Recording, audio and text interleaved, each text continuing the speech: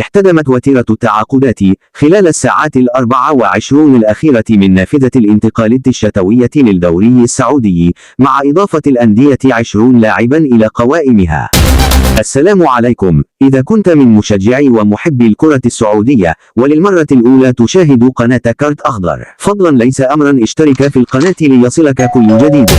شكلت تعاقدات الساعات الأخيرة أكثر من 70% من إجمالي الصفقات التي جرت منذ 1 حتى 30 من يناير 2024 البالغة 28 لاعبا حسب إعلانات الأندية، خلاف قيد الحارس محمد الربيعي في كشوفات الهلال وإعادة تسجيل الحارس أوسبينا في كشوفات النصر.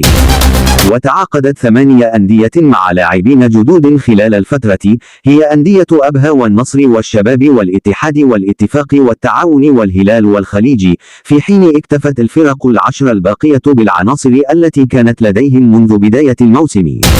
ومن بين الأسماء اللامعة التي انضمت إلى دوري روشن السعودي اللاعب البرازيلي رينان ليودي القادم من أولمبيك مارسيليا إلى الهلال، والكرواتي إيفان راكيتيتش الذي انتقل إلى الشباب قادما من إشبيلية الإسباني، إلى جانب الأسترالي عزيز بيهيتش الذي انضم إلى النصر قادما من ملبورن سيتي.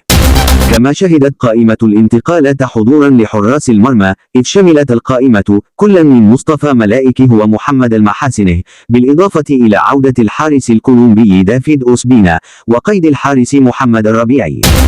ويعد الاتفاق الأكثر نشاطا بتعاقده مع 7 لاعبين، يتقدمهم الإسباني ألفارو ميدران والعاجي سيكو فوفانا والكاميروني كارل توكو إيكامبي، إلى جانب هارون كامارا وعبد الرحمن العبود وخالد الغنام وعبد الله مادو، بينما اقتصر الخليج على اللاعب نايف مسعود، فيما اكتفى الهلال باستقطاب البرازيلي رينان لودي.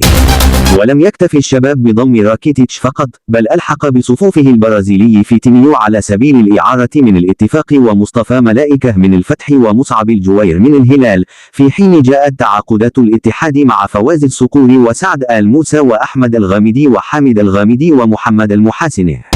وشهد نادي التعاون نشاطا ملحوظا بضمه لإبراهيم الشعيل وصالح أبو الشامات ومحمد بكر وكريستيان جوانكا ومحمد الكويكبي ومحمد محزري. وفي النهاية استقطب نادي أبها اللاعبين إبراهيم الزبيدي والكونغولي مارسيل تيسيراند.